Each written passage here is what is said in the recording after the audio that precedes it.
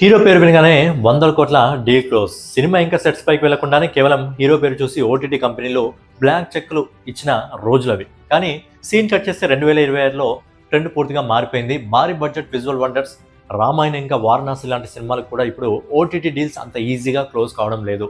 కానీ ఇదే టైంలో టాలీవుడ్ రెబల్ స్టార్ మన డైనోసార్ ప్రభాస్ టీం మాత్రం మైండ్ బ్లోయింగ్ స్మార్ట్ బిజినెస్ స్ట్రాటజీతో రంగంలోకి దిగింది. మిగతా వాళ్ళు డీల్స్ కోసం వెతుకుతుంటే ప్రభాస్ ముందే సేఫ్ జోన్లోకి వెళ్ళిపోయారనే టాక్ ప్రజెంట్ ట్రేడ్ వర్గాల్లో బాగా చర్చనీయాంశంగా మారింది. అసలు ఓటీటీ మార్కెట్లో ఏం జరుగుతుంది, నెట్ఫ్లిక్స్, అమెజాన్ ప్రైమ్ ఎందుకు వెనకాడుతున్నాయి, ప్రభాస్ చేసిన ఆ మాస్టర్ మైండ్ మూవ్ ఏంటి అనేది ఈ వీడియోలో మనం తెలుసుకుందాం. అంతకంటే ముందు నేను మీ గౌరవ్, వెల్కమ్ బ్యాక్ టు వచ్చిన యూనిక్ అప్డేట్స్. రెగ్యులర్గా ఇలాంటి ఇంట్రెస్టింగ్ వీడియోస్ కోసం అలాగే బాక్స్ ఆఫీస్ కలెక్షన్స్ కోసం మన యూనిక్ అప్డేట్స్ ఛానల్ సబ్స్క్రైబ్ చేసుకొని ఫాలో అవుతుండండి. కొత్త వాళ్ళైతే ఛానల్ సబ్స్క్రైబ్ చేసుకొని, పాత వాళ్ళైతే వీడియోకి లైక్ కొట్టి వీడియోని కంటిన్యూ చేయండి.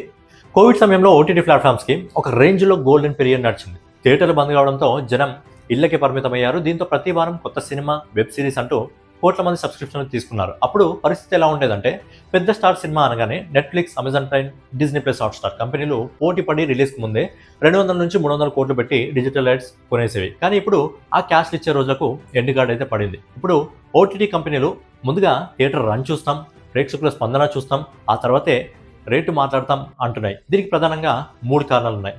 మొదటి కారణం ఏంటంటే బిగ్ డిజాస్టర్స్ భయం. గత కొన్నేళ్లుగా భారీ బడ్జెట్తో వచ్చిన కొన్ని సినిమాలు బాక్స్ ఆఫీస్ దగ్గర దారుణంగా బోల్తా కొట్టాయి. ఎగ్జాంపుల్గా చెప్పుకోవాలంటే గేమ్ చేంజర్, ఇంకా రాజాసాబ్ లాంటి సినిమాలు రిలీజ్ కంటే ముందే 100 కోట్లు పెట్టిన ఓటీటీ సంస్థలు ఆ సినిమాల వల్ల భారీగా నష్టపోయాయి.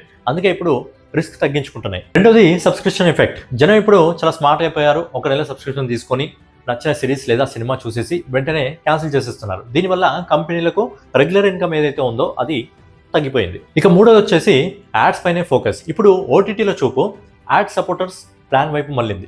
ఒకే సినిమాపై 500 కోట్లు పెట్టడం కంటే ఆ డబ్బుతో 10 చిన్న సినిమాలు కొని యాడ్స్ ద్వారా రెవెన్యూ రాబట్టడమే సేఫ్ జోన్ అని ఓటీటీ సంస్థలు అయితే భావిస్తున్నాయి. సినీ వర్గాల్లో గట్టిగా వినిపిస్తున్న సమాచారం ప్రకారం అత్యంత ప్రతిష్టాత్మకమైన రామాయణ 2 భాగాలు 800 కోట్లకు, అలాగే వారణాసి 1000 కోట్లకు, అలాగే వారణాసి 650 కోట్ల వరకు డీల్ వచ్చినట్టు. కాకపోతే మేకర్స్ మినిమం 1000 crores ఎక్స్పెక్ట్ చేయడం జరుగుతుంది కాబట్టి అవి ఇంకా హోల్డ్లో అయితే పెట్టడం జరిగింది. కానీ ప్రస్తుత పరిస్థితుల్లో అంత రిస్క్ తీసుకోలేక ఓటీటీ సంస్థలు ఆ డీల్స్ హోల్డ్లో పెట్టాయనే ప్రచారం కూడా జరుగుతుంది. ఒకే ప్రాజెక్టులపై 100 కోట్లు గుమ్మరించడం కంటే అదే బడ్జెట్లో 4-5 సినిమాలు కొనడం బెటర్ అనేది వాళ్ళ లెక్క.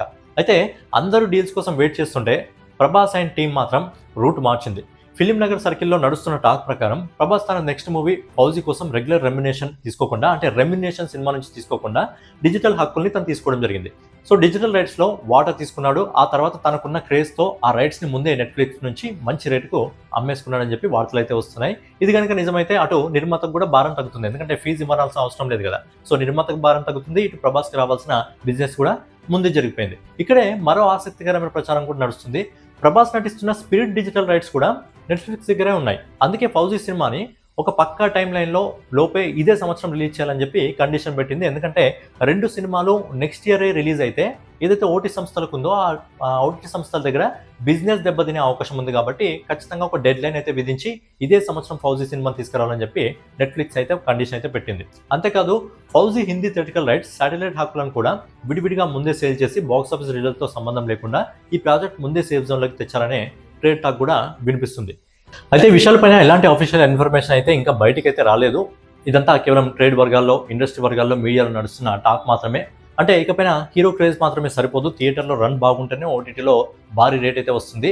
ఈ మారుతున్న మార్కెట్లో రామాయణ, వారణాసి డీల్స్ హోల్డ్లో అయితే పడ్డాయని ప్రచారం జరుగుతుంటే ప్రభాస్ మాత్రం తన స్మార్ట్ బిజినెస్ మోడల్తో ముందే సేఫ్ జోన్లోకి వెళ్ళిపోవడం జరిగింది.